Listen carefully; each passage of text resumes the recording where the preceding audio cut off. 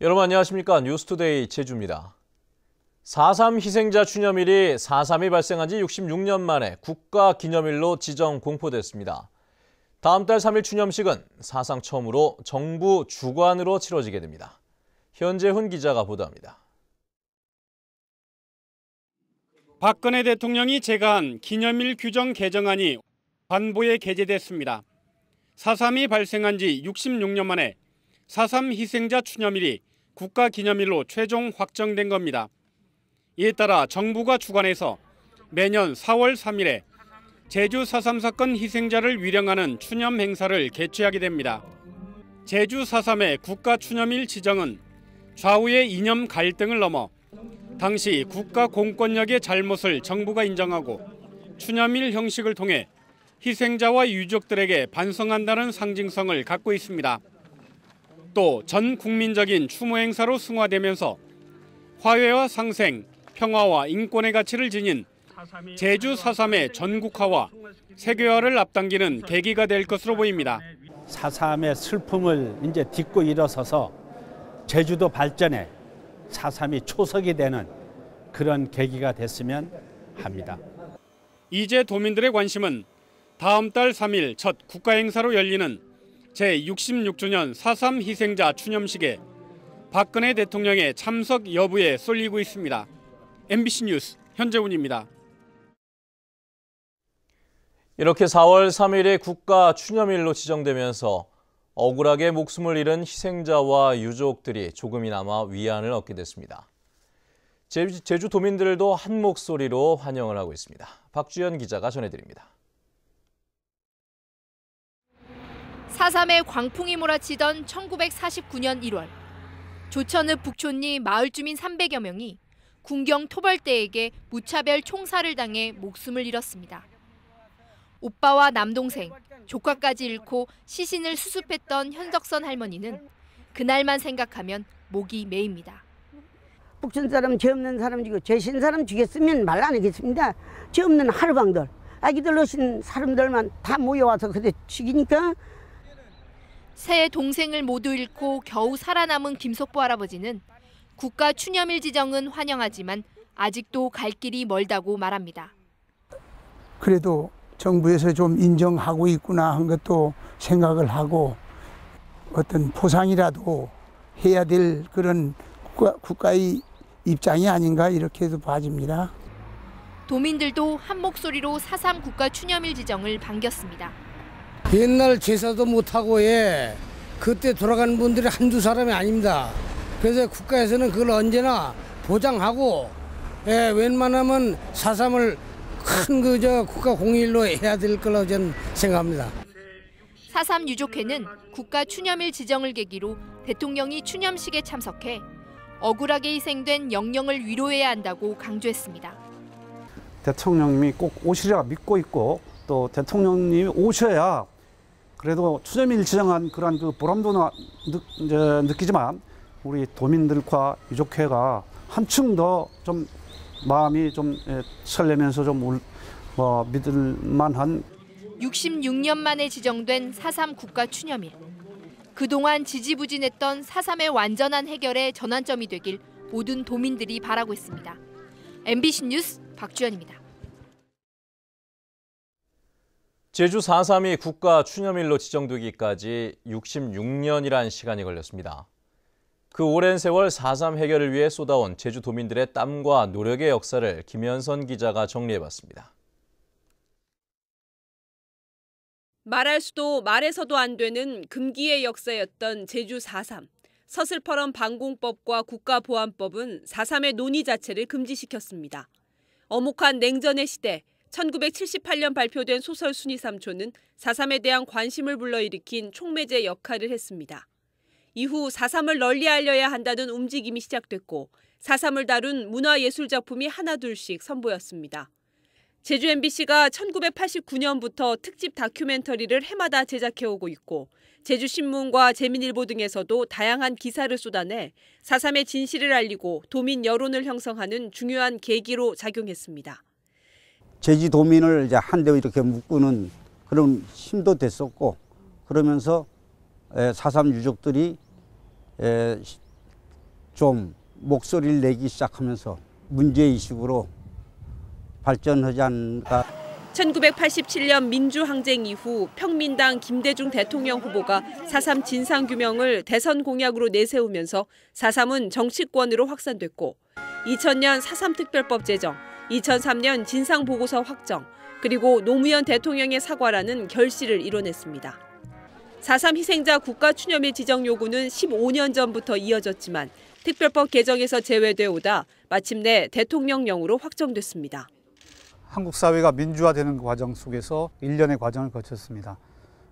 이 과정은 한국 사회의 인권과 국민 통합을 중시하는 그런 상식적인 그런 논리가 작용했다.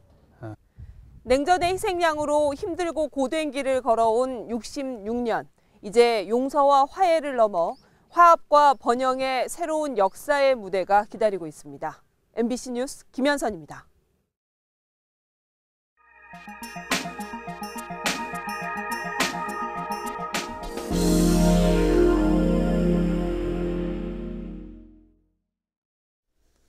자유무역협정, 즉 FTA가 잇따르면서 축산 농가들이 생존의 기로에 서 있는데요. 사료값 상승과 속값 하락으로 적자가 누적되고 거기에 시장 개방 파고까지 몰아치면서 아예 폐업을 하는 한우 농가가 경상북도 내에서만 10%를 넘고 있다고 합니다. 박재영 기자가 한우 농가의 현실을 취재해봤습니다. 칠곡군 지천면의 한우 사육 농가. 축사 내부가 텅 비어 있습니다. 최근까지 소를 키워 먹인 흔적들이 먼지와 함께 쌓여 있습니다. 불과 5개월 전 43마리였던 소가 지금은 6마리로 줄었습니다. 사료값 상승과 속값 하락, 각종 FTA 체결로 인한 소고기 수입 여파 등으로 늘어나는 적자를 감당하지 못하고 지난해 9월 한우 폐업 신청을 한 겁니다. 평생을 해오던 업인데 폐업을 하려니까 마음은 안 됐지만은 그 늘어나는 빚을 감당을 못하니까 어쩔 수가 없습니다. 그나마 남아있는 소들도 헐값으로 팔아야 할 처지에 놓였습니다. 보시는 것처럼 지난해 한 개당 7만 원에 구입한 이 같은 원형 볏짚도 처분되지 못한 채 그대로 방치돼 있습니다. 경북 지역에서 지난 한 해 한우 폐업 신청을 한 농가는 3,780여 곳, 전체 3만 3천 농가의 10%를 넘습니다. 폐업만으로도 살 길이 막막한 농가들은 앞으로 각종 대출 자금을 갚느라 폐업 지원금을 대부분 써야 할 상황으로 내몰리고 있습니다. 빚을 내어 썼던 부분을 먼저 갚아야 되는 부분입니다. 그리고 남는 돈을 수령을 하는데 그거는 기존의 나머지 일반 자금, 생활을 하기 위해서 빚졌던 부분도 감당이 안 되는 상황입니다. 엎친 데 덮친 격으로 정부의 예산 사정이 어려워 나온다던 한우 폐업 지원금도 손에 쥐어보지 못한 농가들이 부지기수입니다. 갈수록 FTA 체결로 인한 수입산 쇠고기의 공세가 더 거세질 것으로 보여 축산 농가들은 한우 산업을 회생시킬 특단의 대책 마련을 촉구하고 있습니다. MBC 뉴스 박재영입니다. 야권 통합신당인 새정치민주연합이 제주도당을 창당했습니다. 지방선거를 70여일 앞두고 중앙당 지도부도 제주를 방문해 본격적인 표심 잡기에 나섰습니다. 조인호 기자의 보도입니다. 새정치민주연합이 전국 시도 가운데 7번째로 제주도당 창당대회를 열었습니다. 김한길, 안철수 공동위원장 등 중앙당 지도부가 대거 참석해 지방선거 승리와 정치개혁을 선언했습니다. 서로 손잡고 서로 의지하면서 6월 지방선거의 승리를 시작으로 마침내 2017년 정권 교체를 향해서 다 같이 전진하십시다, 여러분. 새정치와 함께 동지들의 열정과 열기로 삶의 정치, 화해와 상생의 정치, 생명과 평화의 시대를 열어가는 봄날의 새 기운을 만듭시다. 창당대회에는 새정치민주연합의 도지사 예비 후보들도 참석해 결의를 다졌습니다. 제주도당 공동위원장에는 민주당의 김재훈 국회의원과 새정치연합의 오수용 제주대 교수가 선출됐습니다. 김한길 대표와 안철수 대표를 중심으로 똘똘 뭉쳐서 제주도에서 새정치 민주연합의 깃발을 힘차게 드러냅시다, 여러분. 반드시 승리해서 제주에서부터 대한민국 정치 개혁의 태풍을 일으킵시다.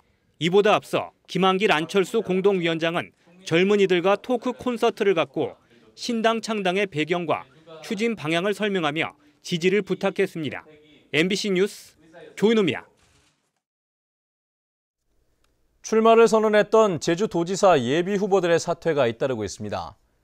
양원찬 제주도지사 예비후보는 어제 기자회견을 열고 새누리당 도지사 예비후보직을 사퇴하고 오는 6.4 지방선거에 출마하지 않겠다고 밝혔습니다. 양 예비후보는 이 자리에서 같은 당의 원희룡 예비후보가 21세기형 제주특별자치도를 완성하고 대한민국을 위해 더 큰 정치를 할 것으로 믿는다며 원 예비후보를 지지한다고 말했습니다. 또 강상주 전 서귀포시장은 서면 자료를 통해 제주도지사 불출마를 선언했습니다. 강 전 시장은 통합신당 창당으로 새정치연합이 사라지고 같은 지역인 서귀포 출신의 원희룡 전 의원의 출마 등의 요인이 사퇴 배경으로 작용했다고 밝혔습니다. 6.4 지방선거를 앞두고 경찰이 선거사범에 대한 24시간 단속체제를 가동합니다. 제주지방경찰청은 어제 선거사범 수사상황실 현판식을 열고 불법 혼탁 선거에 대비해 수사 전담반을 60명에서 80명으로 늘려 단속체제를 가동한다고 밝혔습니다. 한편 2010년 지방선거에서는 선거사범 47명이, 올해는 4명이 입건됐습니다.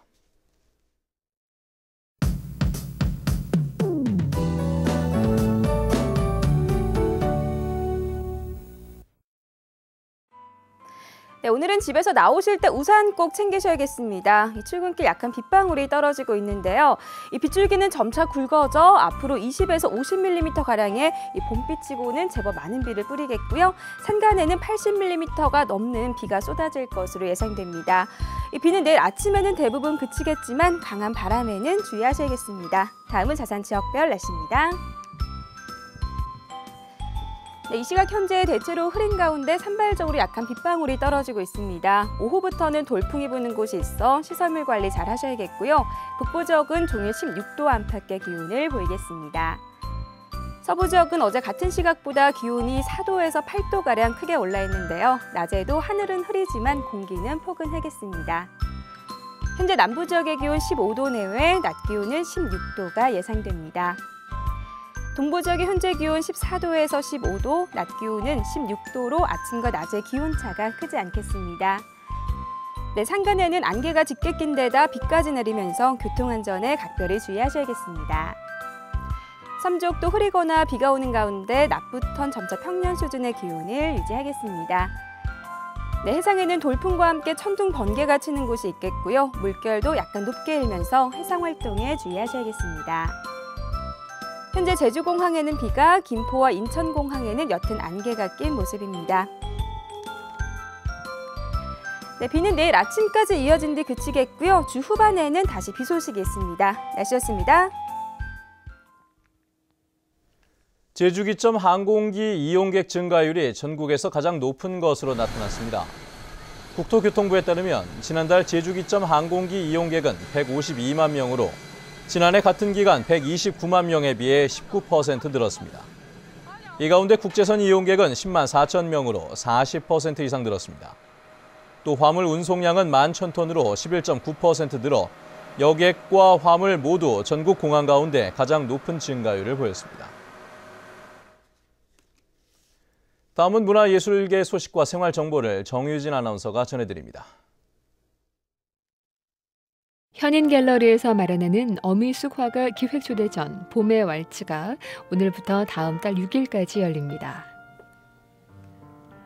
제주대학교는 내일 오후 2시 아라뮤즈홀에서 극단 가람을 초청해 부부의 애틋한 사랑을 웃음과 감동으로 풀어낸 연극 동치미를 선보입니다.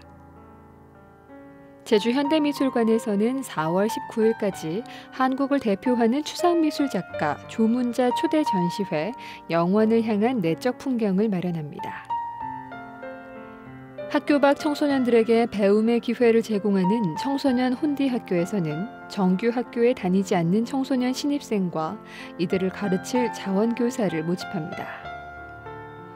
제주대병원과 제주MBC가 함께 마련하는 13번째 건강아카데미 건강플러스 제주가 오늘 오후 2시 제주대병원 대강당에서 열려 재활의학과 김보련 교수가 나와 퇴행성 관절염을 주제로 강연합니다. 또 강의 시작 전 오후 1시부터 선착순 30명에 한해 골다공증 검사를 무료로 시행합니다.